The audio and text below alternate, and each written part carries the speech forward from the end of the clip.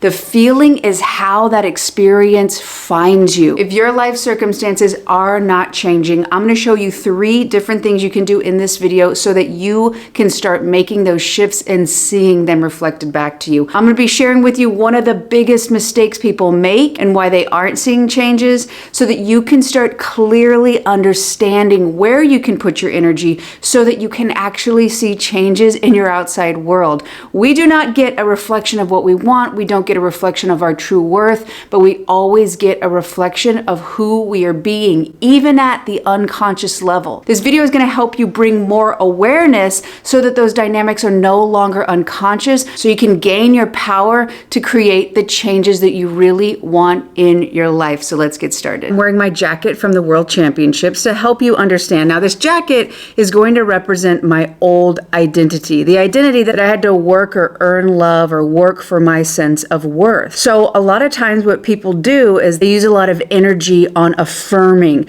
that the reflection that they see is different than the one they're currently seeing. They use a lot of visualization. These are all wonderful things. These are all tools. However, they can only support. They cannot remove what unconsciously you are holding on to. So if this was my old sense of self, this old identity I had, I would be affirming that my worth is not defined in what I do. But I would keep seeing that this reflection is showing me that it's transactional, that I have to work for my worth because my subconscious has not let go of these ideas, these coping mechanisms of how I'm moving through the world. Moment to moment, every choice I'm making is as if this was true, meaning I had to work really, really, really hard in order for me to have worth in this world, or that I have to do really good, or I have to be a hero for people, and then they'll love me. And if I don't do that, then they'll leave me. Moment to moment, I continue to make decisions with this as my framework, and then I'd look out in the world and say, why do I keep finding people who need so much help where I have to sacrifice who I am or what I need so that I can be there for them? And if I don't do that, then they're actually going to leave me because I had not let go of this. Once I started to become aware of, oh my gosh, I've got this identity that I'm wrapped up in, and I started to realize it was how I related to situations of my early on experiences, that I had to work hard, that I have to prove myself. When I started realizing that and I start relating differently to this old story, I was actually able to start letting it go, which then, oh my gosh, my outside world is starting to reflect something different to me, not because of all the affirmations and this changing, but because I am the source of whatever is getting reflected. The more you start to understand this, the more you can put the energy to where the source is really coming from. I want to know the circumstances that you're experiencing that you want to change, so leave those in the comments below. Right now, you're sending out electrical thoughts into the universe, and you're drawing to you situations, people, circumstances that align with the feeling part of you. This is heavily associated with beliefs in your subconscious. Neville Goddard would say this is your assumptions. So you're pulling towards you what you assume to be true, and you're sending out an electrical part in the thoughts that you think based on those things. Now, the ideal version of you, its signature is going to look different. All it is a different vibrational you. So you're sending out different thoughts and you're drawing to you different experiences because of those feeling states. Now, what you've got to understand is this. These are feelings. You don't sit there and want to feel a car. You don't want to feel an amount of money. You want to experience the emotions that you believe you'll have if you have those cars, if you have that person. So what you've got to understand here is what is the essence. If you want an amount of money, you don't want $1 million to sit in your house. You feel that if you had $1 million, you'd have a greater sense of safety, or you'd have a sense of stability. Maybe it's about freedom. But what is the essence of whatever it is that you want to manifest, the circumstances you want change? If you had this person, the end experience would be the emotion. You would feel love, you would feel connection. So really, if you can start to understand yourself better and that you want this thing to come in your life because of that feeling. How can you start tapping into those feelings right now? For me personally, one of the biggest themes in terms of feelings is a sense of satisfaction as well as security. When I became aware of this, reading one of the books that I'll put on screen right now, I started to understand that, oh, I actually have an ability to start realizing, oh, I have a sense of satisfaction when I do a job well, when certain things happen in my life. So I started to register, oh, I'm actually experiencing that now, and I would like to experience an amplification of this. And this amount of money or the situation that I want to draw to me in life is simply an amplification of something I'm already experiencing. What this does is help you to connect and not have such a sense of separation, that this version of you and this version of you is simply about a bigger feeling of that. The feelings you have is how that experience you want finds you. It's not about that experience finding you and then you feel it. I'm going to say that one more time. The feelings are important, such as Neville Goddard saying, the feeling is the secret. Dr. Joe's electrical magnetic signature, the main part of that is the magnetism, what you're drawing to you. The feeling is how that experience finds you. You are not found by the experience and then you feel it. That is one of the biggest things that I can possibly tell you. How can you start tapping into the essence of what you want to experience? Security, freedom, safety. The more you start bridging that gap now and realize, oh, I can actually already do it. It's not separate from me. I just want a bigger sense of this.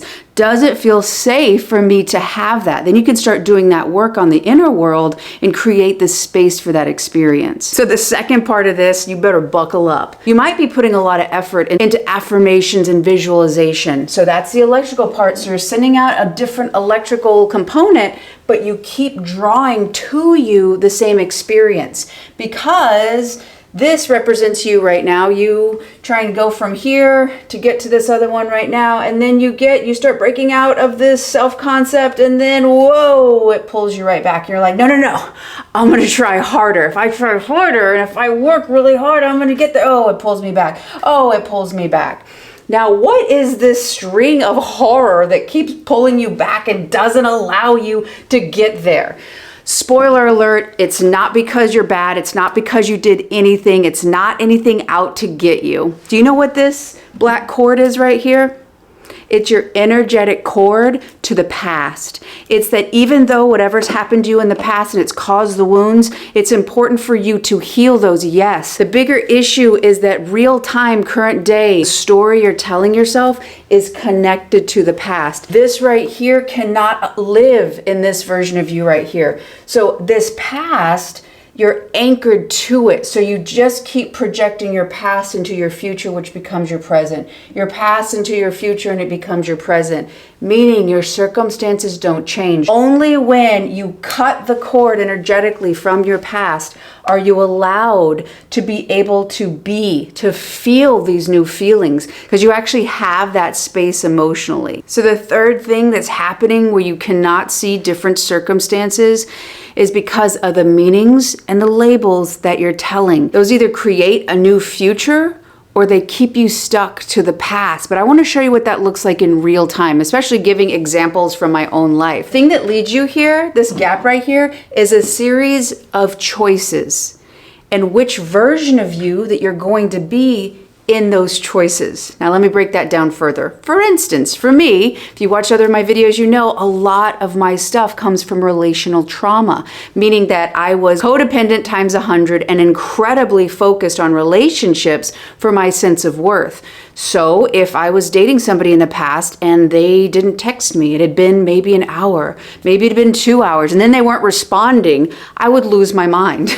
I would become so anxious and I would start feeling really bad. I would start feeling insecure, or just start feeling not good enough. All the old stories of the meaning of why that was happening. Maybe they don't like me anymore. Maybe they've met somebody else and they're cheating on me. That would happen almost instantaneous because I was seeing that situation through the lenses of my past. But this version looks like, oh, maybe that person has a lot going on. Maybe that person's really busy with work. Maybe they got a lot emotionally that they're taking care of, and they're taking care of themselves right now. And it has nothing to do with me not being good enough or doing something wrong.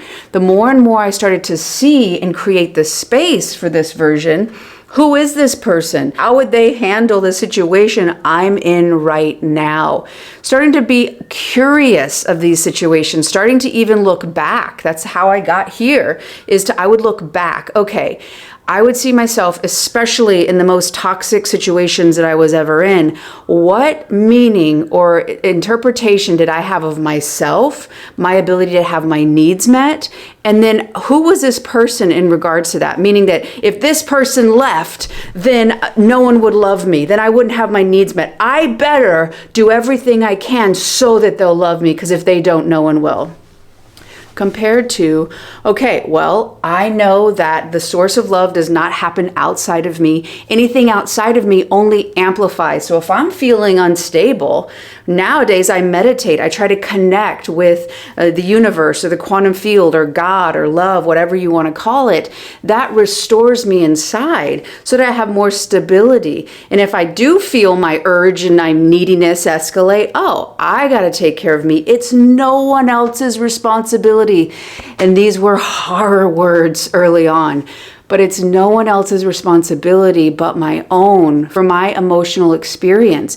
It's not somebody else's job to take care of my emotions. Now, those around me who love and care about me, they can help support, they can help be there if I need something, different moments. Maybe I'm having a hard time, somebody steps in, my partner is there for me emotionally, but it is not their responsibility. If I make it all about that and I give all that person that power, that makes me powerless. I can be interdependent in that situation, but that's what this person thinks, that this person is not dependent on something happening or someone responding a different way, because if they are, I am completely dependent for my stability outside of me. And if your whole life is a giant reflection, it's a giant mirror, what would that be reflecting? It would be reflecting instability. It would be reflecting inconsistency. It would be reflecting that I don't see the worth in myself. It's somebody else. And so I would get people, if I was still in that situation, I would be getting people who don't see the value, who don't see my strength. In this dynamic, I was not seeing that. I was so codependent because I was emotionally abandoning myself all the time, not understanding that I needed to make the inner shift before I ever could see anything outside of me change. My circumstances change, and they did. I was able to shift my dynamic when I shifted how I put meanings on things, who I saw myself to be, me cutting the cord of my past by relating to those experiences and my worth and why that happened, that it wasn't a reflection of me. It created space for me to step in this newer version of me. Then being able to see my circumstances dramatically change, literally far beyond my imagination. So no matter what it is you're trying to see in your outside world, it is possible. You've got to start understanding who you are being moment to moment and creating the space inside of you where those experiences, those circumstances actually are in the same energetic field as your inner you. If you want a little bit more support on letting go of that past, this next video right here is going to break it down. Thank you so much for watching. I love y'all. Like this video if you liked it. Join this community if you haven't, and I will see you on the next one.